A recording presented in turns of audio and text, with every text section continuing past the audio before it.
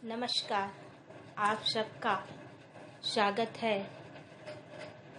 मैं डॉक्टर मुन्नी कुमारी, मारवाड़ी महाविद्यालय रांची, हिंदी विभाग। आज मेरे व्याख्यान का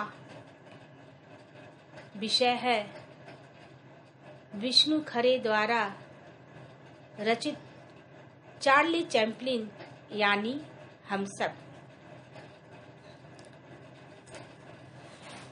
तो सबसे पहले मैं इनका जीवन परिचय से परिचित कराती हूँ।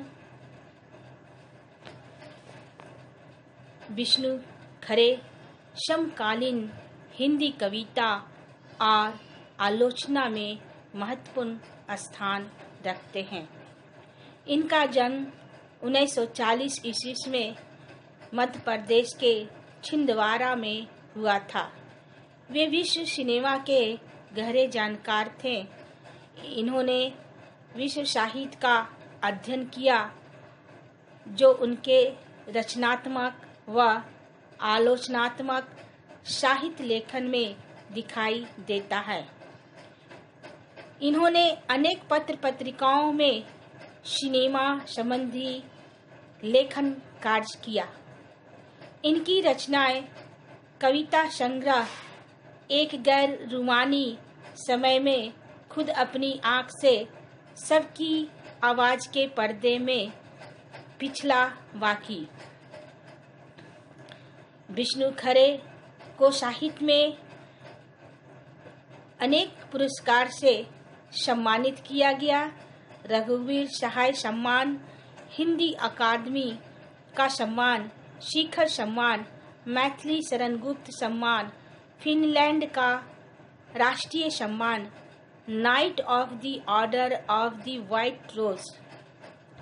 विष्णु खरे ने अपनी कविताओं के द्वारा हिंदी साहित्य के अत्यंत गहरी विचारपरक कविताएं लिखे। वे अपनी आलोचना के लिए जाने जाते हैं। वे विश्व सिनेमा के अच्छे जानकार हैं और कई वर्षों से सिनेमा की विद्या पर लेखन कार्य करते रहे। उन्होंने तत्कालीन चेकोस्लोवाकिया की राजधानी प्राग के प्रतिष्ठित फिल्म क्लब की सदस्यता प्राप्त कर संसार भर की सैकड़ों उत्कृष्ट फिल्में देखी और उन पर लेख लिखे। वे उन विशेषज्ञों में से एक हैं जिन्होंने फिल्मों को समाज, समय और विचारधारा के आलोक में देखा तथा इतिहास, संगीत, अभिनय, निर्देशन की बारीकियों के संबंध में इनका विश्लेषण किया तथा सिनेमा लेखन को गंभीरता और गरिमा प्रदान किए।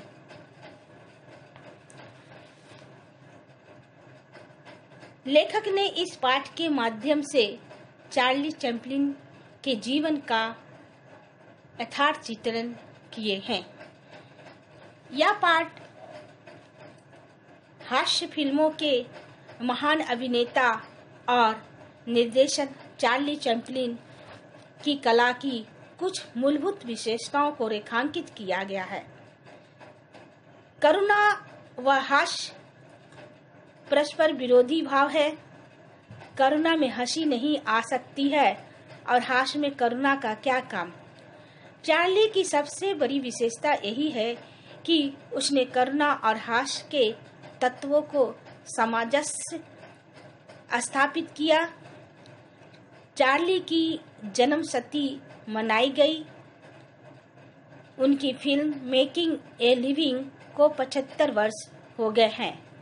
विकासशील संसार में टेलीविजन और वीडियो के कारण संसार चार्ली की फिल्मों को देख रहा है। उसकी कुछ फिल्में या इस्तेमाल नहीं की गई ऐसी रीलें भी मिली हैं जो अभी तक दर्शकों को देखने को नहीं मिली है। इस आधार पर लेखक का मत है कि आगे आने वाले 50 वर्षों में चार्ली के कार्यों का आंकलन होता रहेगा।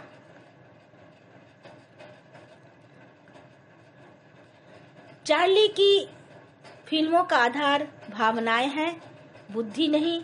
इसका परिणाम यह रहा है कि पागल से लेकर महान प्रतिभा वाले व्यक्ति तक उसकी फिल्मों में आनंद लेते हैं। चार्ली की अनेक फिल्में दर्शक की भावनाओं को भिन्न प्रकार की अनुभूति कराते हैं। Metropolis cabinet of Dr. Caligari, The Raven Seal, Last Year in Marienbad, The Sacrifice आदि ऐसी ही फिल्में हैं। चार्ली ने फिल्म कला को सिद्धांतों के शिकंजे में से बाहर निकाला। दर्शकों के मध्य व्याप्त वर्ग एवं वर्ण व्यवस्था को समाप्त किया गया। चैपलिन ने यह बता दिया कि त्रुटियां या कमियां सभी के जीवन में है। चार्ली की मां को पति ने त्याग दिया था। वह स्टेज की समान स्तर की अभिनेत्री थी। वह बाद में पागल हो गई थी। घर में भयंकर गरीबी थी। धनपतियों, सावंतों तथा उद्योगपतियों से चार्ली को अनादर ही मिला था। इस परिवेश के कारण करोड़पति हो जाने के बाद भी चार्ली ने अपने जीवन मूल्यों में बदलाव नहीं किया। नानी के खानाबदोश और पिता के अहूदी चरित्र ने चार्ली को धुमंतु चरित्र का बना दिया। चार्ली ने अपनी फिल्मों में अपनी प्रिय छवि बधू, खानाबदोश तथा आवारागर्द की ही प्रस्तुत किए। वह कभी मध्य वर्गीय या उच्च वर्गीय जीवन मूल्य न अपना सका। फिल्म समीक्षक तथा फिल्म कला के विद्वान यह अनुभव करते हैं कि चार्ली का मूल्यांकन करना आसान नहीं है। चार्ली की कला सिद्धांतों पर आधारित नहीं है। वह सिद्धांत गढ़ती प्रतीत होती है। देश काल की सीमाओं को लांघते हुए चार्ली सबको अपना लगता है। दर्शक उसके किरदार में कभी खुद को देखता है तो कभी अपने किसी परिचित को। बच्चों, चार्ली चैपलिन का शेष भाग मैं अगले क्लास में पढ़ाऊंगी। धन्यवाद।